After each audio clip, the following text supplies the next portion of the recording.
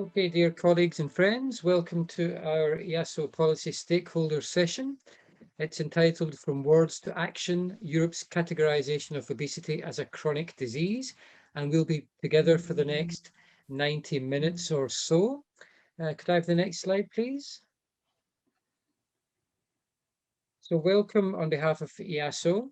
The session today will be moderated by myself. I'm Ewan Woodward, the Executive Director of the European Association for the Study of Obesity, and I'll be sharing that role with my great colleague Jacqueline Bowman-Bassato, who is the EU Policy Lead from EASO. So I'm now going to hand the floor to Jacqueline, who's going to take you through some housekeeping and then talk you through the order of the day. So over to you, Jacqueline, and let's enjoy a lively interactive session together today. Thank you. Wonderful. Thank you so much, Ewan. So first things first, hello everybody. This is meant to be a very highly interactive sharing of views, experiences, and raising awareness amongst ourselves, as well as Twitter, the Twitter sphere. You can tweet via @EASO Obesity to mention. To enjoy the conversation without stopping the flow, please click in the chat, which you can find in the bottom row on your screen. There are already 14 messages in there, I see. Please do keep going. We'll bring in various questions into the conversation as we move forwards. Also, you can see by clicking participants, we see 39 there right now and growing, in order to see who else is present. And if you'd like to join the conversation, or rather when you'd like to make an intervention, then please type in the chat. And I think also you can put your hand up as well via the Zoom controls. Next slide, please. Okay, so I'm about to hand over to the newly appointed EASO President, Professor Jason Halford, to do the official welcome. I'll then explain and go in a bit to the policy context in terms of what's been happening at EU level, and very relevant to this discussion in terms of recategorization of obesity as a chronic disease, and what are the policy implications for that. We'll then be joined by our French colleagues, Aline Constantin and Professor Karine Clément, to really discuss implications for policy and what's been going on in France, which I'm so excited to have that discussion finally.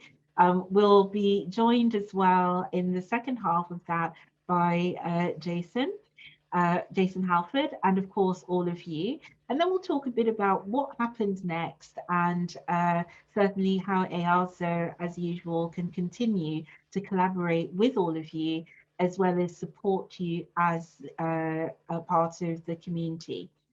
So, and then close. Next slide, please. So I'd like to hand over in the first instance to our President, Jason Halford.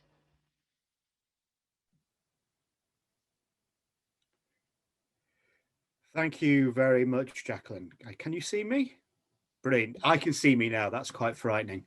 Well, welcome everybody, and thank you for taking the time out on a warm Friday afternoon in Europe to spend some time with us. And it's a pleasure to actually welcome so many dedicated obesity advocates from across EASO's 36 member countries and extended communities. And we do have ambitions to grow those number of countries and increase those communities as well. Now, this is our first edition of the EASO Policy Stakeholder Session for 2021. And I think it's fair to say it comes at a time when we're taking a collective breath and getting ready for what will be another challenging period. And the priority here really is ensuring equitable access to COVID-19 vaccination for people living with obesity. Now, today we're really honoured to be able to discuss with our French colleagues in a frank and open manner the situation leading up to a quite momentous move to challenge the French government to fulfill their commitments for people living with obesity and COVID-19 vaccination. So really holding policymakers to account here on their promises. And this is not just a retrospective. As policy advocates, we're here to see how we can also leverage developments at EU level, which we have the potential to make real world impact for us all. So this is about sharing best practice experience and really understanding how we can lever things to produce the outcomes that we want as policy advocates. Now, Jacqueline will explain the work of EASO policy team, and we have had a very successful few months, a year in policy, and we're far ahead of where we thought we would be. And she'll talk a little bit about how that team has been doing to support our community in aligning policy with science and with the European Commission's move to recategorize obesity as a chronic disease. And that latter thing is a major victory, but we cannot be complacent, and we really do need to build on that. So thank you very much, everybody. I'll shut up now because time is running fast and I think we should keep on schedule. So Jacqueline and everybody, back to you. Great. Thanks so much, Jason. So I'd like to move in straight away to the points around recategorization of obesity as a chronic disease and the policy context. Next slide, please. So I think, firstly, over to you. If you can type into the chat your answer to our first poll, we've got a couple of these coming through. In your country, is obesity categorized as a chronic disease at national level? Yes, no, I'm not sure. If you could type that into the chat very quickly, then that would be great.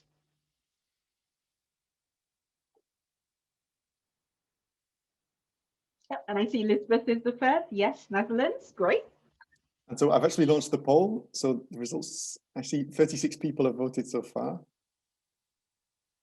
And I can share the results in just a moment. Mm-hmm.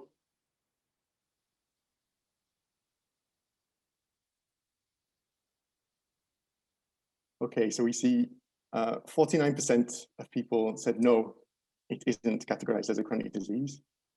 30% said yes, and 22% not sure. I think that's telling in itself.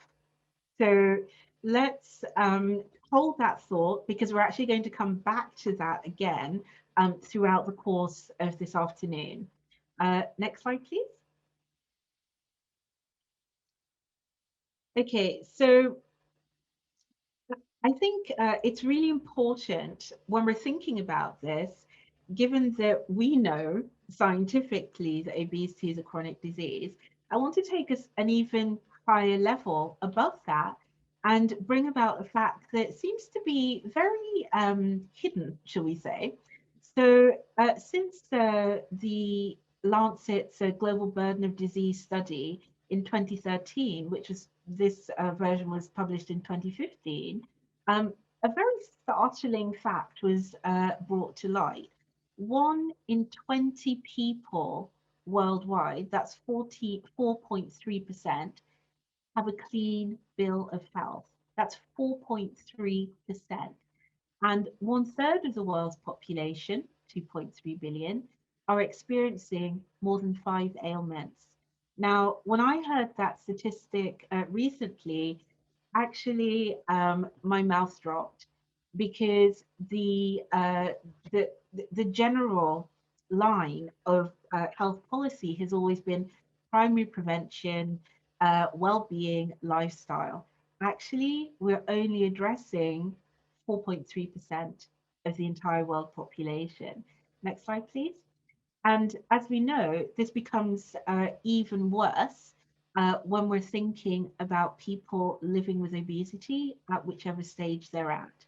So when we got to, shall we say, pre-COVID, click please. When we got to pre-COVID era, thank you, essentially what people seem to forget was that obesity was defined by WHO, latest version 2019, but since 1948 as abnormal and or excessive accumulation of body fat that presents a risk to health. That is so key because actually, for one reason or another, as we all know, the public and policymaker expression of this ended up being an oversimplification, no cohesion, simplification of eat less, move more, energy in, energy out, weight gain, weight management, basically lifestyle choice, not a real disease, which quite frankly, we're not finished with yet. But then, click please, last year and ongoing, we saw the rise of COVID-19, and all of a sudden, it wasn't just a case of, well, we can't do business as usual, but guess what? Policymakers suddenly were confronted with the scientific community and clinical community talking about immune system compromise, inflammation, cytokine storms, all of these things, which just don't fit with this idea of it's your fault, just eat less and run around the park. And then on top of that, I would say the policy world in general also realized that this had a massive impact on the working age population, not least, not only the older population, but the working age as well. And certainly at EU level, there are now policies that advocate for science informing policy. What can we say? So click please. So what we've ended up with a lot of, I would say, collective work, certainly driven by EASO and also networks that we either are strongly active in and or coordinate, such as the Obesity Policy Engagement Network EU, as well as the work that we've been doing on IMI Sophia, which looks at obesity treatment and long-term management options. And within that, we were actually doing an exercise related to the language around obesity as a chronic disease. Now, what that led to in the end was some quite tough, but really constructive discussions with the European Commission and what I call their non-politicized arm, whereby actually evidence is king. It wasn't a political decision, it was just fact. And so what ended up happening was that I was the official peer reviewer for the update on the obesity prevention brief, which we've given you the link for. And we were able to take in all of the relevant first tier and second tier references, and of course the language of chronic disease for obesity. And in the end, this is now the official one source of truth for discussing the definition of obesity as far as the European Commission is concerned. So taking and building on the WHO definition, we now have pre-obesity brackets overweight. So later on, we will no longer need to talk about overweight. And obesity are medical conditions marked by abnormal and or excessive accumulation of body fat that presents a risk to health. And then I would say the achievement in itself is obesity is a chronic relapsing disease, which in turn acts as a gateway to a range of other non-communicable diseases, such as diabetes, cardiovascular diseases, and cancer. So there you have it, published on March 4th this year. We're now in a situation where on paper, at what I call the epicenter of policymaking, we finally have that definition. But or other categorization, because what does that mean? In our world, we tend to, I would say, interchange disease recognition classification and categorization. And where we are in reality is recognition on paper was in 1948 as a disease. It's not a discussion. This is actually about, in the past, we were fighting de facto for, or rather addressing de facto classification as a chronic disease. We all know that wasn't going so well from an advocacy perspective. Basically, it was too easy for policymakers to say, well, if you scientists can't agree, we like that eat less, move more. So clearly, it's, why should we classify, even on paper? And then, of course, policies and legislative frameworks evolve over decades, which is what's happened, to the point that, as many of you will know already, certainly across the European Union, and I would say to the extent of most WHO Europe region countries, there's something called a chronic disease national plan, which takes into account diabetes, cancer, rare diseases, and cardiovascular diseases, and COPD. So in our world, there is a framework already around chronic disease national plans. So just by being categorized as a chronic disease, from a legislative and policy framework and implementation perspective, we suddenly have this door open to us on a number of levels. But crucially, click please, but crucially, what it means is that actually it's no longer about the person to the far right on my screen, about size. It's about having a chronic disease that has biological underpinning mechanisms. So even if you look with the volume of the person to the far left, all the way through to the far right, you're still living with that abnormal and/or excessive accumulation of body fat. It doesn't go away. What we do to manage it, as in terms of physical environmental impact on the biology, the mental health elements, and the physiology and the biology, that is what it is to live with a chronic relapsing disease. So categorization automatically provides that framework and also that comfort zone for policymakers to be able to work within that, because they're used to it for other things. Next slide, please. And what that means is as well, click, click, click. What that means is as well is that in the past, and we're seeing this also now with the Horizon Europe call, which is another story in itself, but essentially we used to be stuck on only research and innovation in terms of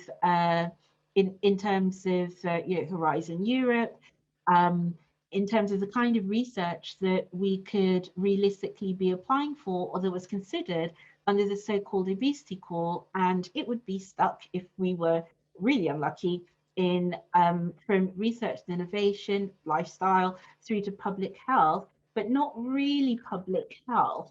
In the true sense of the word, it would only ever be on prevention, which, as we know, isn't really speaking, certainly in Europe, to the 60% of adults of the entire population living with pre-obesity and/or obesity. So what we're now faced with, which I'm delighted to say, in theory, is that we should be able to, from a research and research policies, all the way through to access, monitoring, tracking, evaluation, and implementation policies as well, be able to apply that lens to obesity as well. So this is why when Jason says it's a landmark, this is a landmark. We don't have to reinvent a wheel. The framework is there. We just got our seat at the table on paper. And now it's about actually making sure that people know that it's there and that it's implemented, and that there is a very loud voicing of political will in order to get this done. Next slide, please. So what it also allows us to do, which we've already started, is getting the interest of influential publications, both in the world of peer review. We're recently featured in the Lancet Diabetes and Endocrinology with this scenario. And note, look at the visuals. We're no longer stuck in the headless person with uncontrolled obesity. We're actually there on message. And this is actually what we're aiming for, like with other chronic diseases who are not discriminated against and quite frankly ridiculed and seen as other. We're there to talk about our message and talk about the facts of the situation. So all of these landmark happenings, as it were, which were published from March, we've already started to see the fruits of our labor. Next slide, please. Next slide, please. Thank you. So what does that mean? Because there's been a big conversation in terms of, well, you know, are you saying that we need to forget about prevention? Simple answer, no. There's a need for both prevention and treatment. And quite frankly, how the broader physical and social environment impacts on the biology. So there is absolutely no way that public health in the, or should we say population health measures will disappear. Quite the opposite. But however, it's unrealistic to say that let's carry on the same direction as the 40 years that we know things have not been working. Let's kind of forget about that 60% of adults who will then go on to adversely influence in terms of obesity risk the next generation. So in effect, what we're saying is that we have a landmark, at least on paper, and the next step is, how do we make sure that this can be properly implemented? So that was my update, and I think segue as well into where we go next. So what we'd now like to do, and here I'm bringing in particularly Alina. Oh, sorry, I'm just seeing as well if there are any questions, because we're slightly 4 minutes ahead of time. Is there any questions already in the chat that I missed? Or that people want to comment already? I see people typing, but no, shall I continue? And then come through? Yep, great. Okay, so I'd like to welcome to tell us, you know, what's been going on in France pre and post the landmark at EU level, and to bring in Alina Constantin, as well as Karine Clément, both from France. Alina is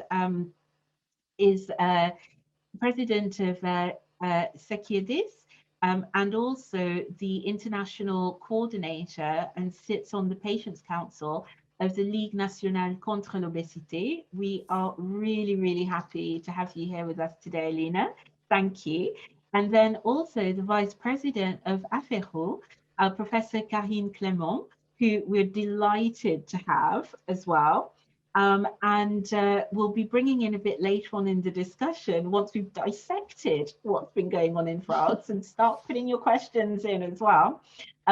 Jason Halford as well, who, as we know, is the president of EASO. So, to introduce some facts and figures into the situation, as we know, for COVID-19 and obesity, there's been a lot of literature on this moving through the whole pandemic scenario. And we know, before we get into the real conversation, we know that there is a significant association between COVID-19 severity and poorer outcomes for people living with obesity. That we also know that when COVID when COVID resources resources are being diverted from normal, shall we say, treatments, all NCDs are treatment prevention of a suffering, including obesity. Most importantly as well, people with obesity are at an increased risk from severe COVID due to the virus. So more than 46% increased risk of being COVID positive, 113% at risk of hospitalization, 74% intensive care unit, critical care needs, that's a whole other session, increase in mortality at 48%, which means that if you're living with obesity, and particularly severe, untreated, uncontrolled obesity, you are at high risk.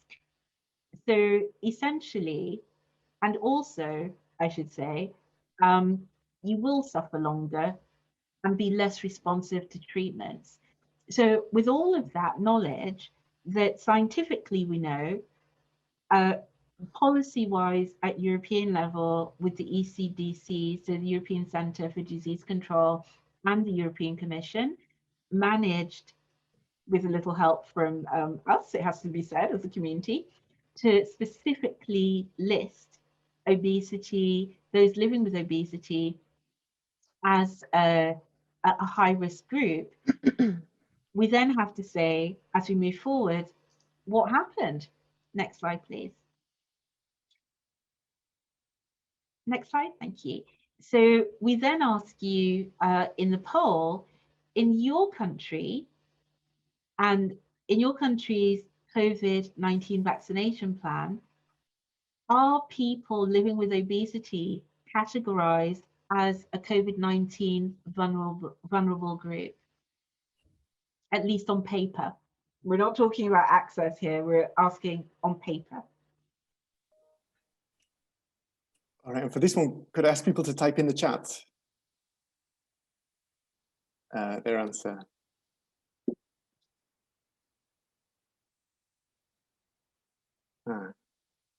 See lots of yeses.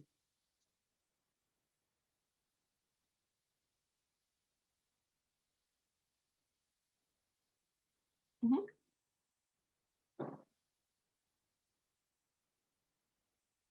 So at least on paper, as we start to see, it worked. What we did in Europe absolutely worked. But let's now turn to France.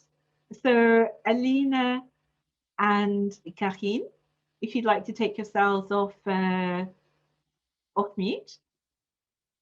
Yeah, so thanks a lot, Jacqueline. So maybe I can start just to recall that story we had in the field.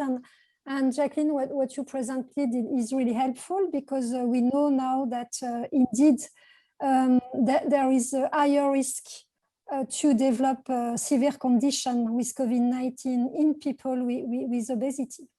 And I guess we can tell that story, what happened a bit more than, well, actually 1.5 years ago, where several actors in the field in France were really concerned about the situation. And so then the question that might be asked is whether or not we could consider that COVID-19 could be kind of a lever for the recognition of obesity as a disease. Yeah, and in fact, Karine, I'd like to even take you a bit before that, because when we were having our speaker briefing with you and Alina, something came out, because of course we all want to jump into COVID straight away, it has to be said. But just prior to that, collectively, I would say the French obesity community looked as though you were about to actually be able to implement a national plan on obesity. Yeah. So I think even before we get to COVID, could you tell us a bit about how did you get to that at the end of 2019 and then COVID?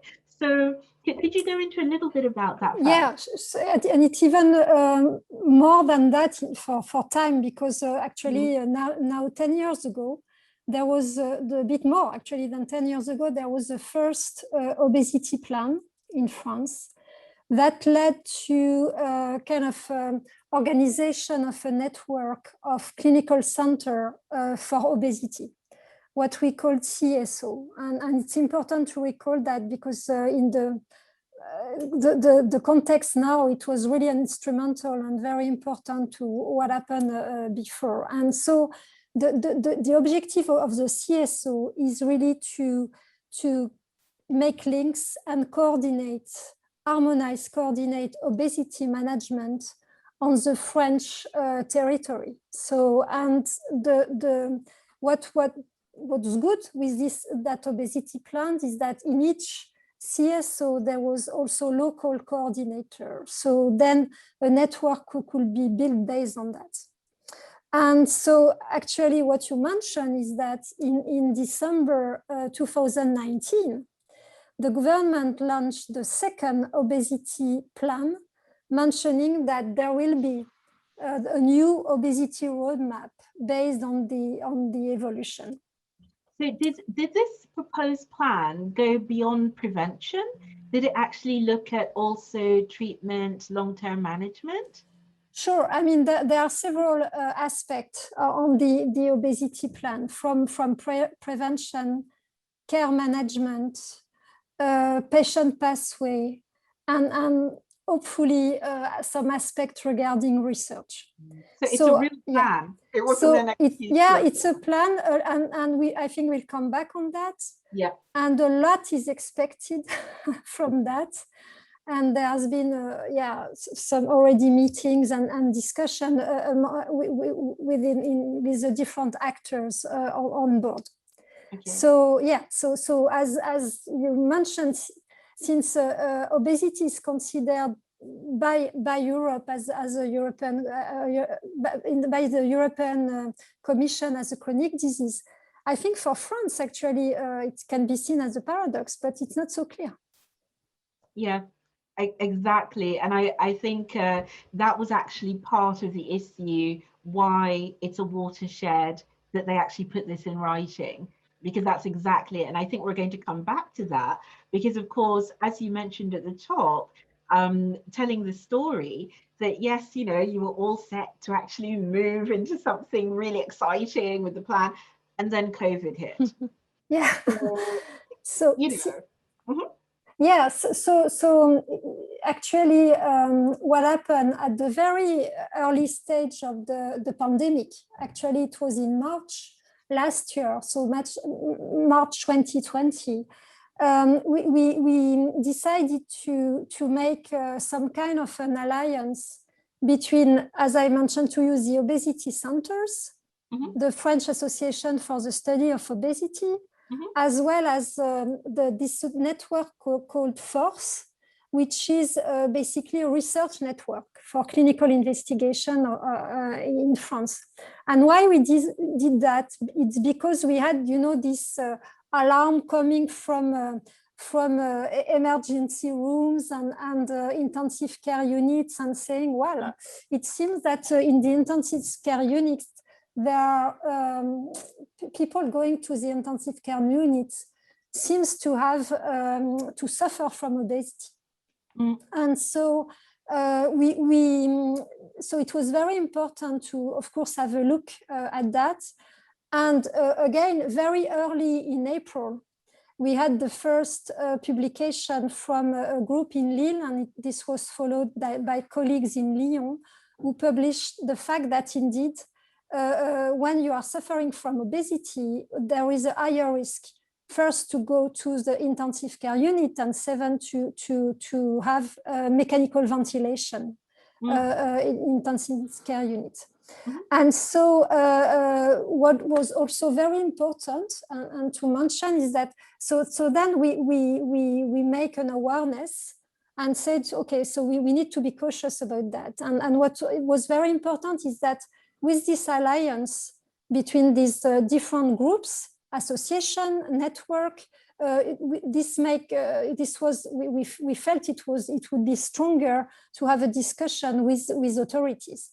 Yeah, absolutely. And then from what I understand, this is where, at which point, or should we say along the way, the French government, and Alina, you can take yourself off mic now as well.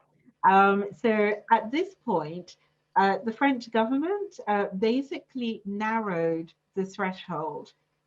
Yeah, so not exactly. Actually, in the first step, the signs were to some extent positive, because what happened is that for the threshold of risk to develop severe COVID-19, actually in the first writing from the authorities, we had this threshold of BMI over 40.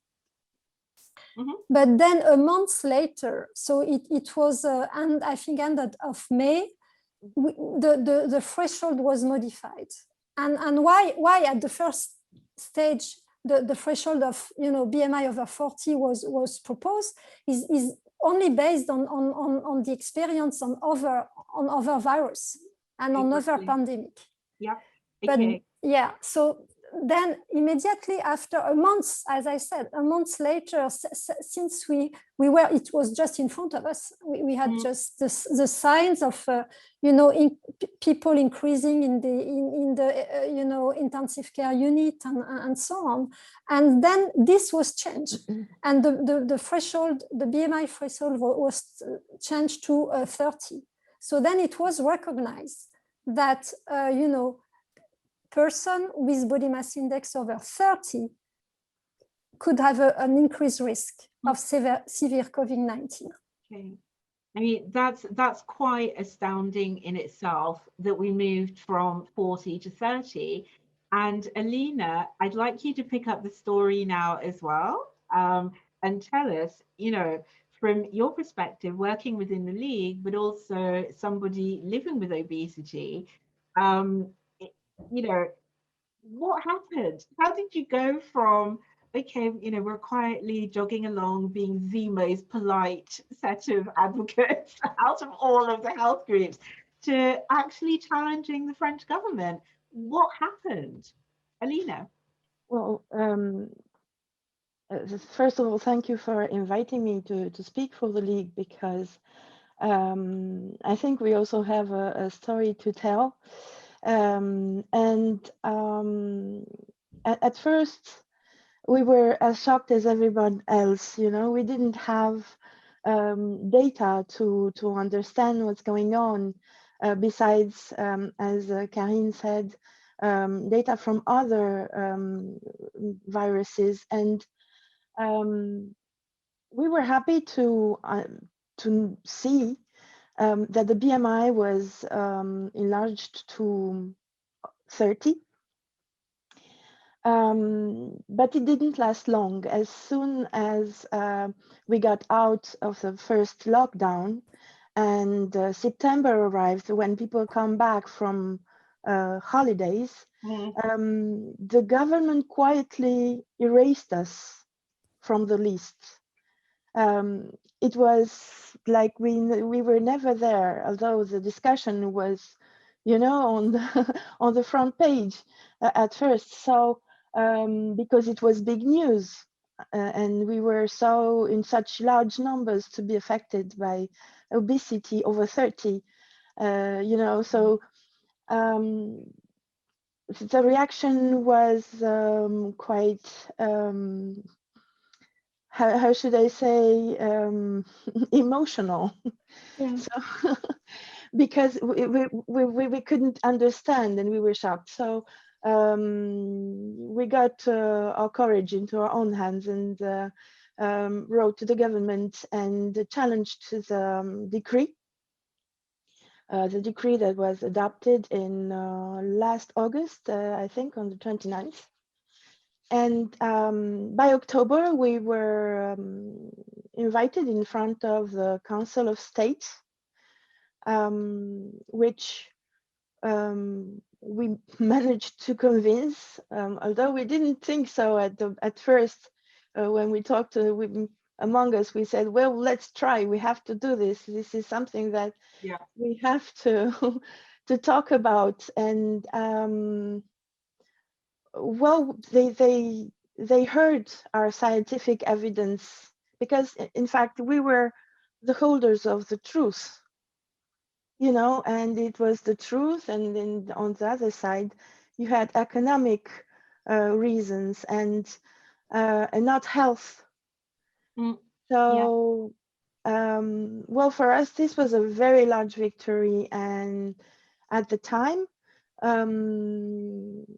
because we managed to let people living with obesity to get out of that, well, those who were aware, because that is another problem. There was not so much publicity made on that. And so many people didn't know that they could benefit from partial activity and then employment, and that also their family members could benefit from it in order to protect them. We managed to get that on track for a little time. But after that, in November, a new decree came out which reduced these rights once again, and let the decision to the discretion of the work medic. So it was the employer who decided who got to stay home or not.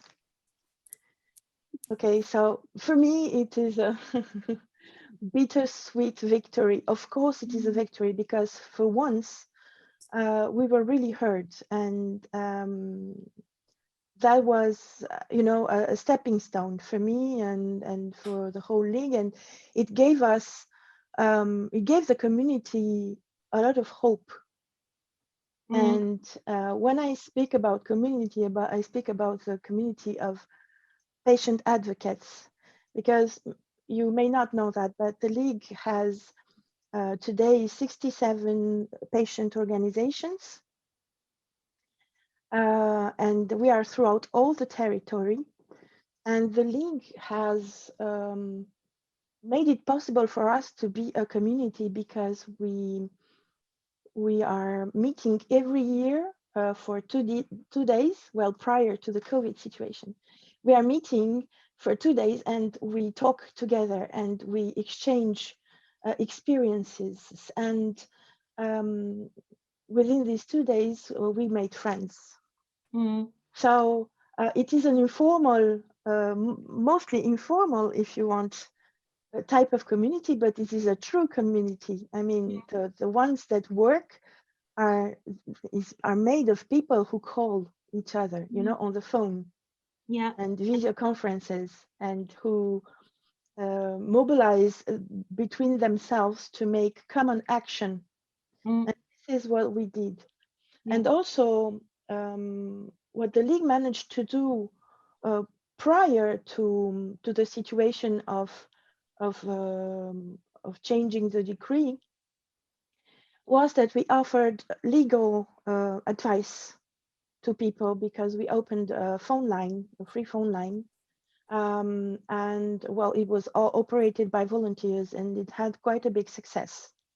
And also we published every news we could on the situation of COVID on our website, and sent newsletters to all people who were, you know, aware already of the situation. So we tried at our level to be really present for people with obesity and inform them at their best interests.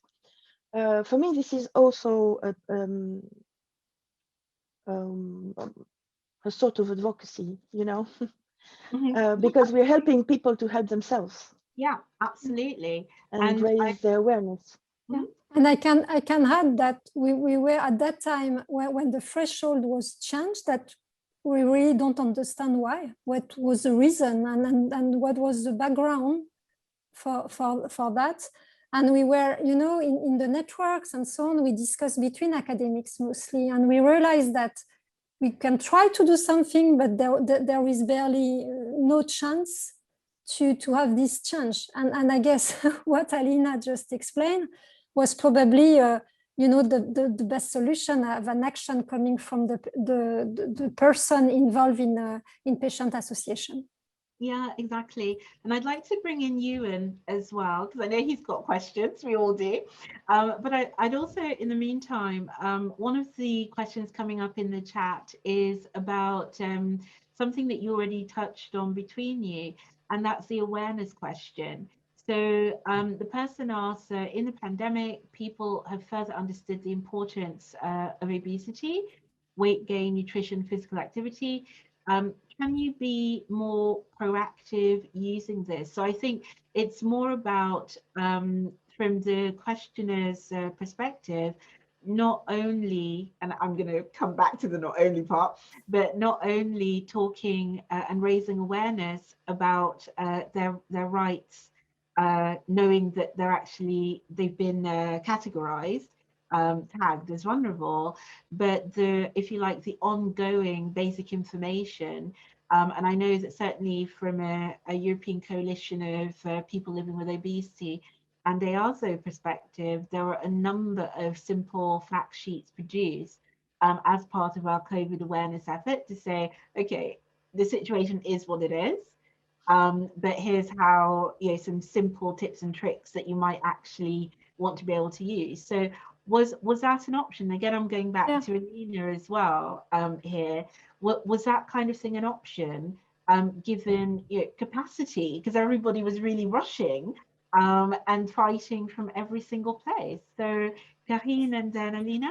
Yeah, so yes, to some extent, we because of the this situation, early situation a year ago, and also because we had this connection, especially with of course the Ministry of Health, as well as several offices linked with the Ministry of Health, but they produced a care sheet for people in situation of obesity in the context of COVID-19. So there was recommendation and so on. Then second, based on the alliance I was mentioning before with the French Association for the Study of Obesity, the CSO and the Force Network, we also had some letters sent to the different networks and so on. So it was the occasion to mention several important facts in linked with the situation. But what I want to say is that, as you mentioned in the introduction, Jacqueline, is to have concrete action. And also we also failed to some extent because we ask for concrete action regarding like reimbursement for dietitian during this period, help psychological help for some who might need that. Help for physical activity or physical activity instructor and so on. And so we were really asking to have concrete action coming from the help from the government for that, and this we didn't manage to get that. So as we were mentioning, there is a really big hope that the roadmap will lead to concrete action. Yeah. Okay, and I mean, there's so much to unpack there, Camille, it's unbelievable. But here, I want to bring back Alina, because one of the things, and then Jason as well, I'm about to ask you about Europeans and mental health impact. And Ewan, I know you have questions. So Alina, we went through, the, quite frankly, traumatic experience of listening to what you guys did in order to push through. So firstly, I want to congratulate the Alliance, because to be frank, I'm not sure that anybody else dared to go that far in anything. So that's the first thing. Secondly, I also noted that between you, and for Alina in particular, you were talking about the fact that in the end, it wasn't a health minister decision. It was actually an employment decision. Yeah. So how did you digest all of that?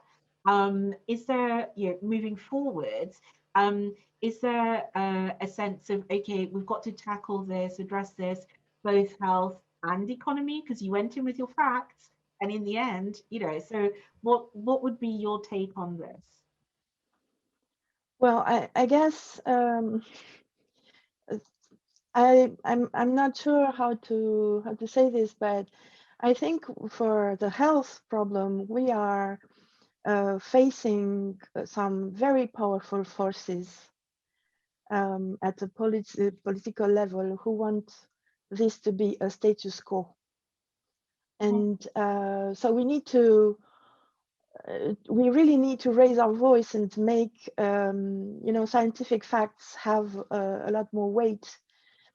That's the case, for the weight and push the door and take place at the table. So that the league also did exactly the same thing as the AFRO. We signed a lot of tribunes, and we sent letters also to all the institutions involved, because there are so many, so and we felt like we needed to be everywhere in order to represent patients' rights. Yet we didn't have that feeling that we were heard. But there is something very good that happened,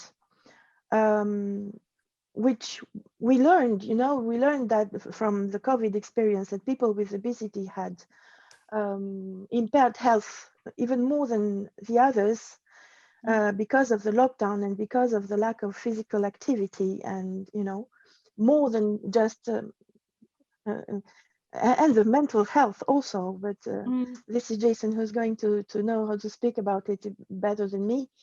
But I can speak for physical activity because I'm a president of a local ONG who does exactly that. We do that for like maybe 15 years now, and we offer people with obesity adapted activity. Many of them, everything from water to ground to, I wouldn't say air, but almost, because we dance. But and everything was all sports were closed for everybody, except for people with recognized chronic diseases. Yep, exactly. And and we fought for that. We fought for that also. So that was the Ministry of Sports. Yep. And Sport Santé. There's a sports and health, basically, or physical health. Yeah. Physical activity for health. Yeah. And so there was this tool before. We had this opportunity to get a prescription, a medical prescription from the doctor for physical activity, but it was denied to people with obesity.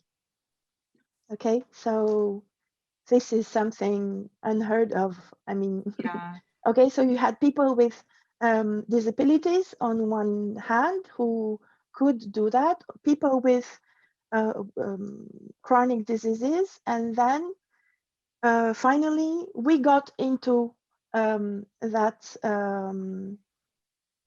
We managed to get in. It was because of the pressure that we put on the government, and because we went back into the vulnerable population. So it followed, it's like a principle of communicating. And of course, that allowed us to go back and from November to go back and do the sport. But only for people who were who were aware. We were still trying to get the information out. This year in March, this year in June, almost. Even now, it is still not yet known. But well, now sport is allowed for everyone. But we are preparing for maybe a new period. And I think we need to stress that even more, that this help has to be used, and MDs need to be informed that they can do that for people with obesity. Exactly, and I think that also brings us on any second to Jason, but before we get there, because I want to talk about the mental health and behavioral aspects of this, I think it's really key. That would it, so this is pre European Commission recategorization. How would it have helped you if you already had that from European level? What difference, if at all, would it have made, do you think? I would like to answer just a little bit. I think it's really about a common narrative. I mean, if we all use the common narrative, and at the European level, we are we have support, the official support of European Union, then we are not alone. It is not just us who say the things we say. And so the fact that we support policy with facts and is huge. And you know, it's of course the European Union cannot impose action, but for us it is a very strong argument, and I think we would have had a lot more weight even with the media. You know, because we didn't speak about the vaccination schedule, which was another big story, and you know, where media was involved, and where the well, we really took place on the front page of newspapers, and in the TV news and radio news, and well, we managed to bring that point out. I think that was also because we managed to have an impact, also because of the fact that the European Commission declared that obesity was a chronic relapsing disease. Okay, excellent. And that was after that. So it was in May. We managed to introduce people into the schedule, people living with obesity. Maybe it was because of that. Maybe the shift in mentality that was influenced. I hope, I think, that's what I deeply think. I think that if the public opinion and policies at European level were in another direction, in the direction of the statu quo, that wouldn't have changed in France, maybe. Yeah, I agree. And just to add on what Elina said about the narrative, if you consider type 2 diabetes, there's no doubt, and even in you know, in communication by politicians and so on, that even in the COVID-19 situation, there was no doubt that, you know, also with people with type 2 diabetes may be at risk, and that type 2 diabetes is a chronic disease. And yeah, so this is really a question of mindset. Yeah, exactly. I'd like to bring in you in here as well, because I know that certainly in prepping, you had some questions. So go through. So I'd like to start with a couple of observations, I think, which are important here. One of the observations, I think, is we can very clearly see the value of working as a coalition. I think that's been very much highlighted by both Alina and Karine. And this is something that we also see, for example, with the European Coalition for People Living with Obesity, and the amount of resources that were developed for people living with obesity during those first months of COVID, nearly 18 months ago. I think we can all remember at EASO and ECPO how busy and frantic we were, and that was clearly happening in other countries as well. So I think this is a lesson for us, that working together is clearly the most impactful way to do things. And also, I think from your most recent discussion about the JRC definition or updated definition of obesity, I think we have to work even harder to make that embedded into people's thinking and behavior. Because if diabetes is just naturally regarded as an NCD and people behave accordingly in terms of policy decision making, then we should be aiming for that to be exactly the same with obesity. And I think, again, we need to work together to do that. But we're on the right path, and I think the JRC definition update has been very helpful for us all, with a lot of work in the background, of course, to make that happen. But I think these are two things that I think has been highlighted to me in this discussion so far. I wonder, a question also for Irina. There was obviously a lot of discussion about obesity, people living with obesity, access to vaccination, added to the vulnerable list, etc., then being taken off. And so there was clearly a lot of discussion at media level. Did that have an impact on people living with obesity? Did it maybe have an impact on how they were treated in the general population? So was there some discrimination? Was there stigma? Or perhaps just a better understanding? So I think, with the very visible discussion around obesity and COVID, what observations would you have had from those sort of general population, general public perceptions? Well, first of all, we were really surprised because it was the media who actually asked us to come forward and speak. Because, well, we were there to offer them the information, and also multiple views from people living with obesity, because our organization is all about patients. I have to say that, and we are not afraid to let patients speak for themselves. And I think that was what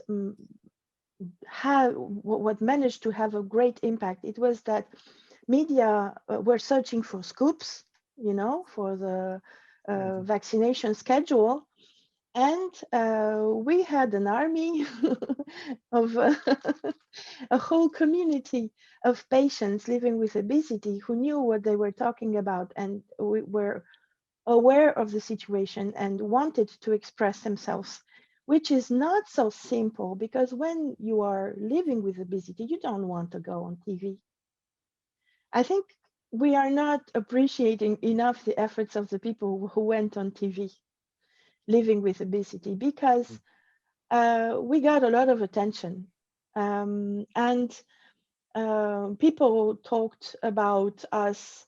Well, me, for instance, I got a lot of love. I got compliments about being fluent, about speaking the right things, about how shocked people were around us to see that the policy was inconsequent, that it was contradictory, that on one side we were talking about risk, and on the other side there were no solutions and protection measures for us. And the fact that, of course, some of them would say, well, protecting them is letting them not work, but we wanted to get vaccinated in order to get back to work, and that was not possible either. So, there were so many conflicting messages going around, and we managed to bring our voice forward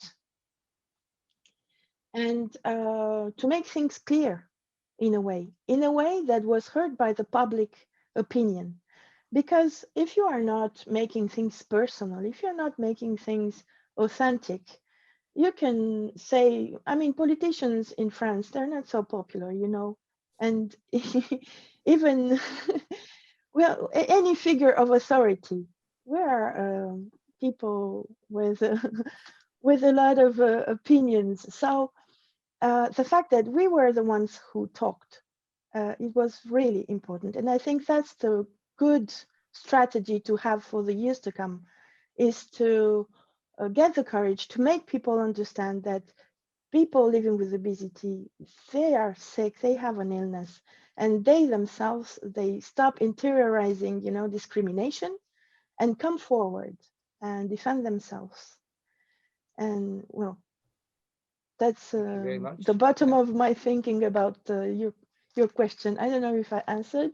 I think you answered it very well indeed, and I think it gives everybody something to think about as well, and something to learn from. And I maybe I'm going back to some other questions. We have lots that we could ask, but I'm conscious that we might not have any time. So I'm going to bring in a question from the chat because I don't think it's fair that I steal all the questions. And this is a question for Professor Clément, and it's regarding the recent Obesity Roche prevalence of obesity in France study, which was launched, as some people on the webinar may well have seen, just a couple of days ago. So could the numbers from this recent study convince politicians to act and recognize obesity as a chronic disease?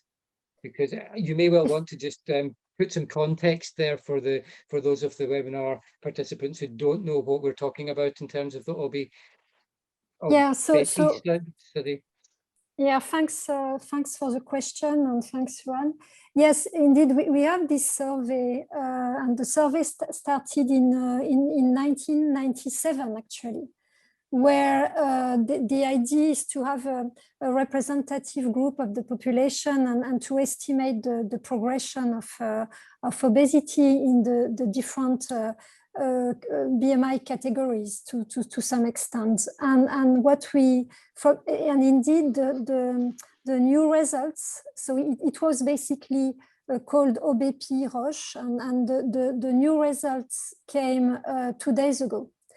And the estimation of the prevalence of obesity is now, it continued to rise. It's now 17%. What I think was also impressive was, to some extent, morbid obesity. It has, in 1997, it was like 0.3% of the population. Now it's around 2% of the population. So it has raised. And the other thing is also the regional differences, which in the north of France, for example, and the east, the prevalence has reached now more than 20% of the population. So, and I guess there is a point what was really impressive from this survey and 2 days ago is really also the results in children. So basically in different age categories, overweight as well as obesity has increased a lot, even more than you have an increase of in some categories more than, for example, 20% for overweight. So I guess, yes, I guess the situation, what we see, even young children, like between 2 and 7 of age, when we see that, I guess, yeah, this should be an awareness to the French government. Thanks a lot. And I think, I don't know if we have much time to go into this in more detail, but I think from an advocacy and policy influencing perspective, having these data available to us is very powerful and very important. And I may add that in Europe, we were seen as being relatively protected from obesity, I mean, compared to other European countries. So I guess a message now is that I don't think it's true anymore. I mean, we still see the progression, and especially in children. Yeah, and I think there's another comment in the chat from Cherie from EASO that noticing that the difference in prevalence rate between what might be regarded as a worker versus an executive within the survey in the work context was quite different.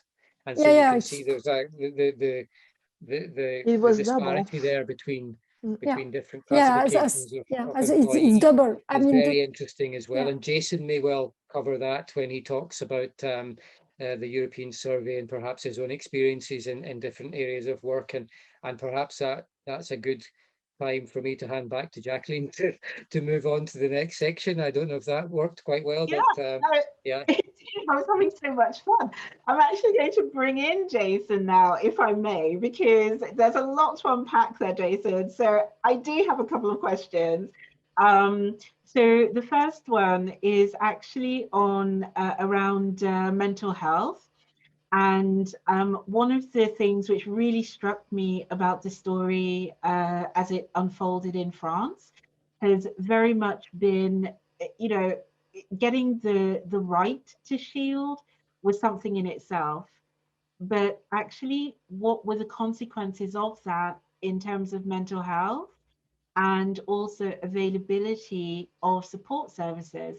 And I know that this is, in effect, one of the areas that was looked into in terms of mental health impact, and yet how people coped. People with obesity have been coping, shielding during lockdown. So, you know, as someone who's at the forefront of driving that study, what's your take on all of this? I mean, was it worthwhile to get to get the rights, and what's missing?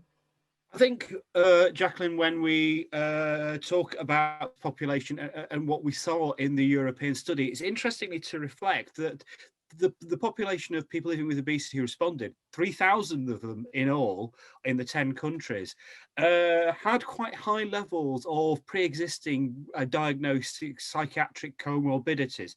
So this was already what I would call a mentally ill, vulnerable population.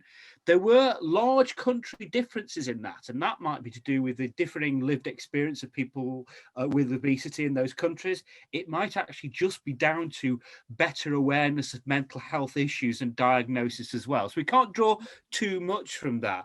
But, you know, on a day-to-day basis, there were issues with food security. So people skipping meals because of lack of access or cost, or skipping an entire day.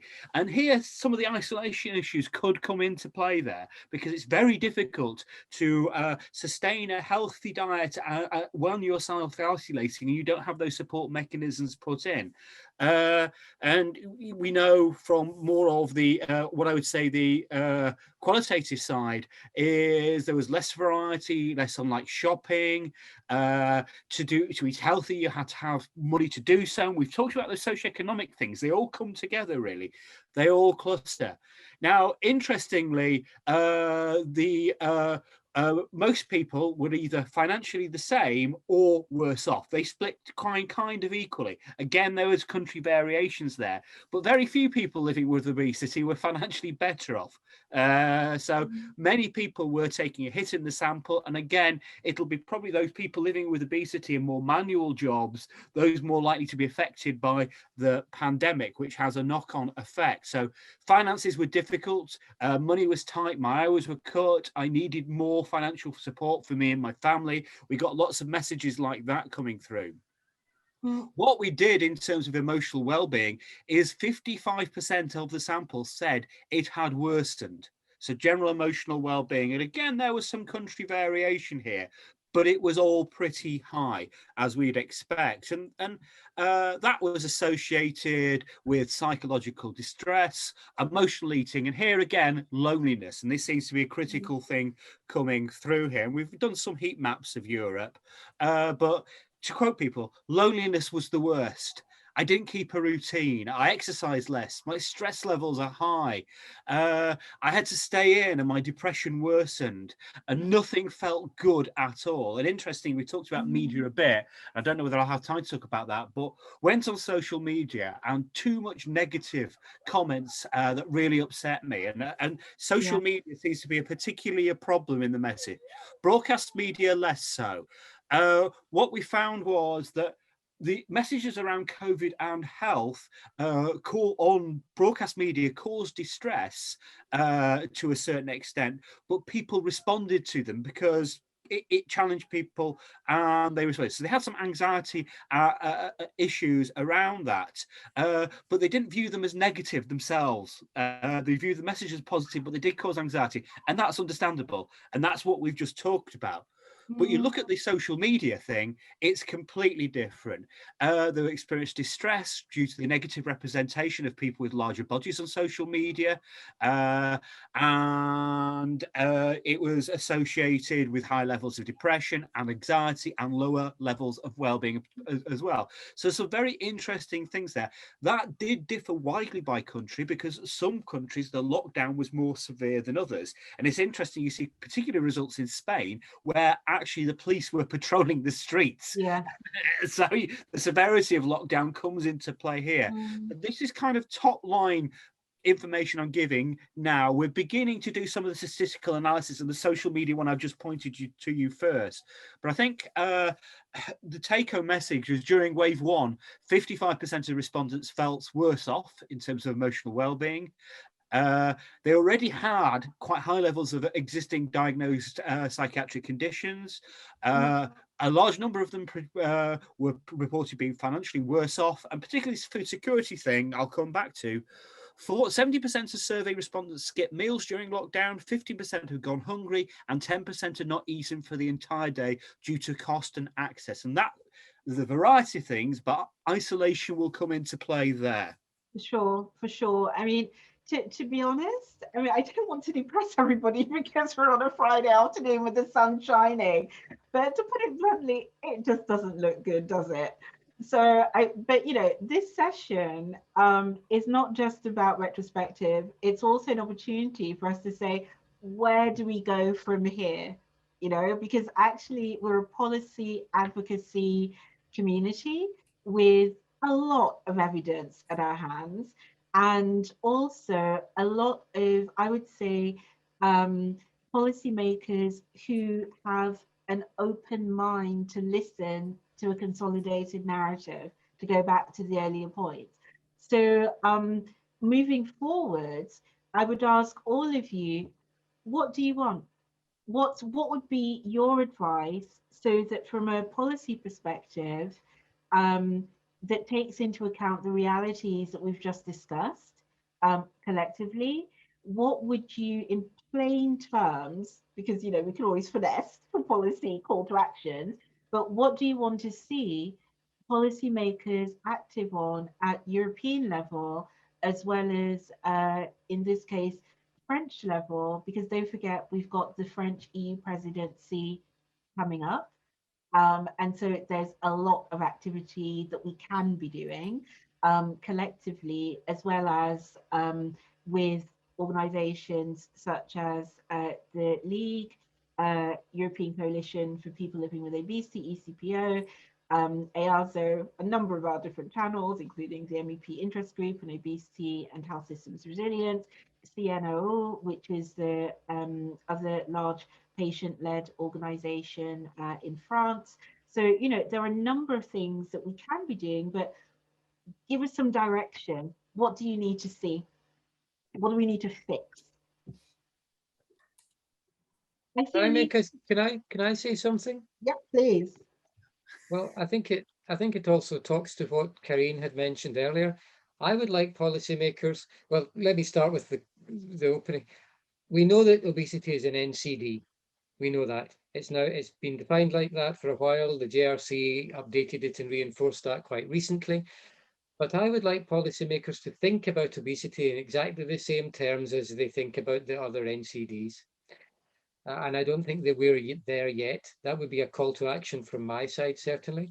I think we need to continue communicating with policymakers. I think there's a big role for education across a number of different sectors for that. But I think that's there's a long way to go. But I would really like people to acknowledge obesity as a chronic relapsing disease, but much more than that, act as if it is a chronic relapsing disease without having to be persuaded to do so, without having to think about it.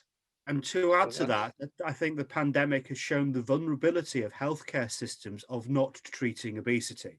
That has been the big take-home message for me, is if you don't treat this, you leave yourself vulnerable. And it also speaks to health, the existing health inequalities that by and large in public health have been left to pass. They became into very, very clear, sharp contrast during the pandemic, and obesity was at the heart of those socioeconomic differences because of its existing relationship to educational access, socioeconomic status, race, and issues like that, but also how those played out in the pandemic. And I remain concerned about those increasing disparities in terms of health outcomes, and I think we're looking at potentially those becoming wider rather than narrower moving forward, and I think we need to do a lot on that. Yeah, excellent.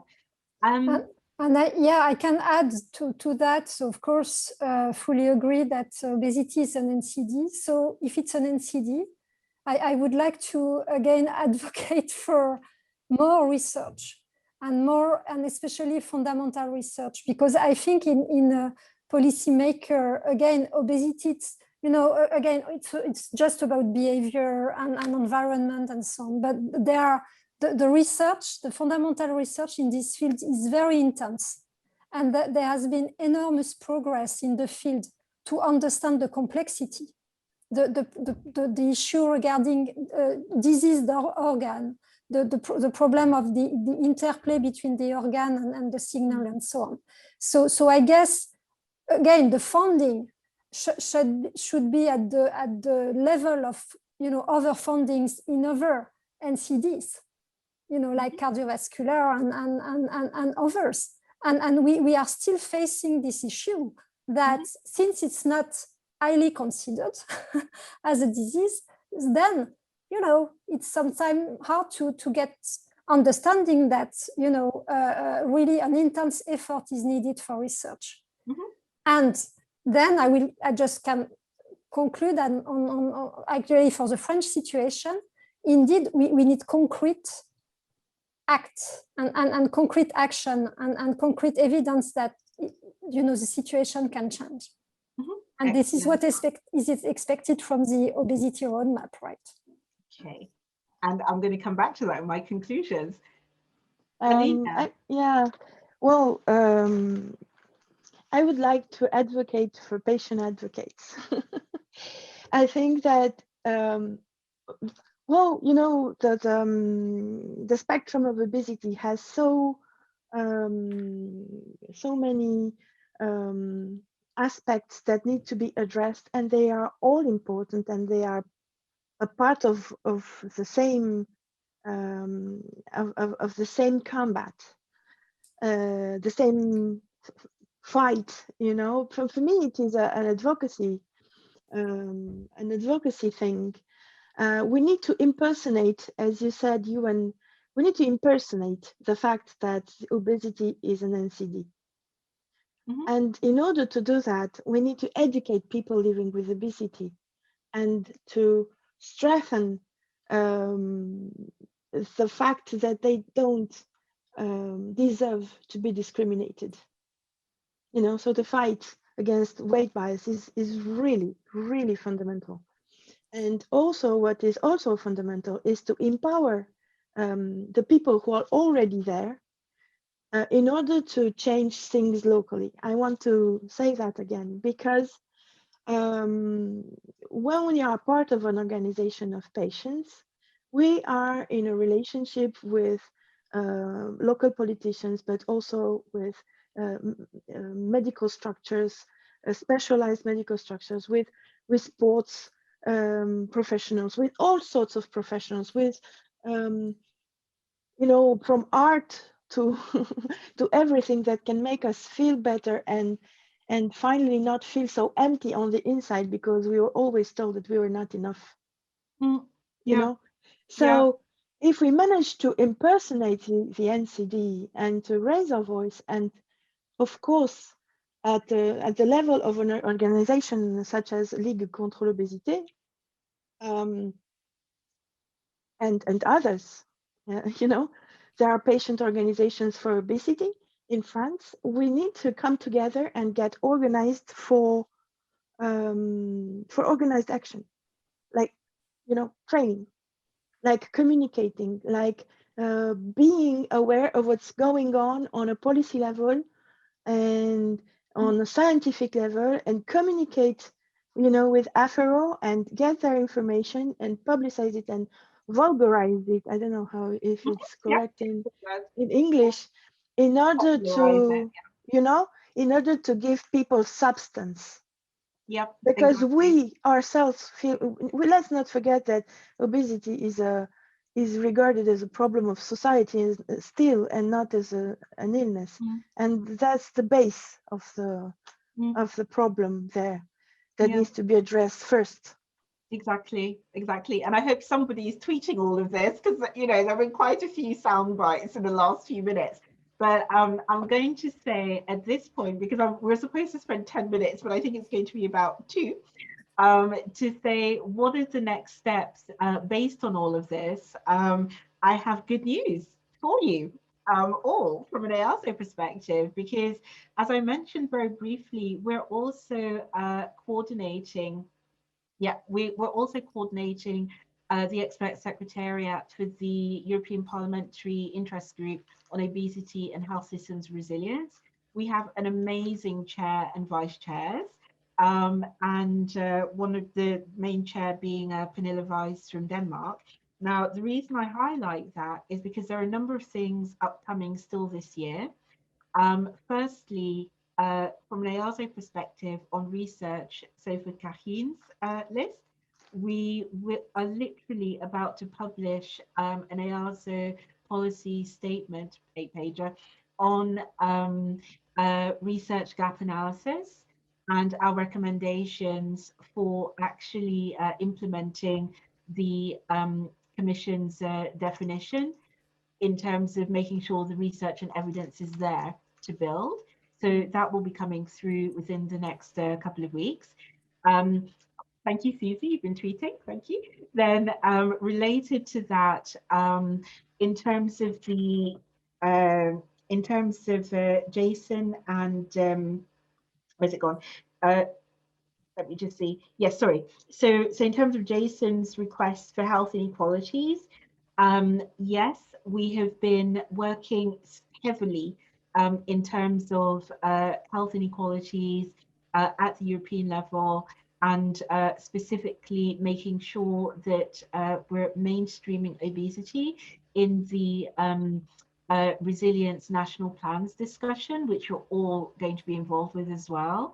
And moving forward next year, or this year into next year, we're also working heavily on making sure that the measurements of health system resilience actually include meaningful points for both the prevalence as well as severity levels of obesity as a chronic disease, because they're not the same thing. In terms of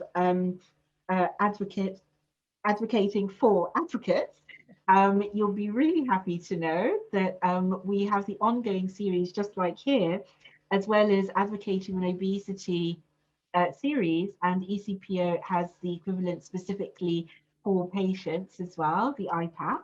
So I would say for everybody involved, get involved. Also, for those of you from other European organizations, there's always Open EU, and or Open Obesity Policy Engagement Network in your own country. And I also wanted to finally pick up, I know we're slightly late, on arts and health and obesity. I'm delighted to let you know that as the Interest Group Secretariat, we just heard today that we're going to be supporting an event at the European Parliament, indeed to open this very discussion. In February of next year, on how arts can actually influence health, with obviously a skew towards managing obesity, so social prescription. So I think it's clear to say that what you're asking is not, it's not left of field at all. It's sensible. And I think the main thing, and I'll bring in Ewan and Jason very quickly so that we're not totally over time.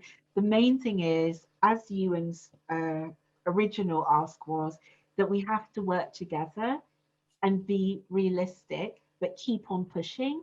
And one of the points that you raised, Alina, very clearly was, don't think that this is all about health policy. Look at the question and work out how we're actually going to use our strengths for particular questions, but in the same narrative, so that actually we're not contradicting each other, we're building each other. Yeah. So Jason, can I bring you in actually as president of EASO to say thank you and goodbye? Yes, it's been absolutely delightful, and I think this has been a great session. EASO was committed to continue working with patient advocates and our national societies, and we will continue to co-produce such data as Europeans with our patient community to support this advocacy. But that's all the data helps us understand the problem, but I still think there's nothing more powerful than the personal story as well. And if we combine these and use these in a very coordinated manner, just imagine what we can achieve over the next 3 years. Yeah, and even next 6 months, because, or next year, because we've got French presidency. So, you know, we're really looking forward to continuing to work with all of the French advocacy actors, some of whom are here today on this particular story, and then the wider community and those such as CNAO, who've been working long-term on the whole national plans narrative. So as Executive Director, Ewan? Thank you very much. I don't think I have anything to add to what has just been said in the summing up. I reiterate my call, which is let's work together and let's ensure that people in policy decision-making levels regard obesity and act accordingly as a disease. So I would like to reiterate the thanks for everybody who has participated, both as an expert contributor, Alina and Karine, and also to Jacqueline for helping to put this fantastic session together. There will be more of these throughout the year, as you have described. We are continually offering advocacy training and discussion and collaboration. So please keep in touch. Let's work together and let's have a relaxing weekend and summer after today's excellent session. So if it's my job to close, I will do that. And I will say thank you again and take care. Yeah, thank you. Bye-bye. Thank you all for having us. Bye-bye. Yeah. No, you're welcome, Bye-bye. Alina. Thank you very much indeed. Take care. Bye.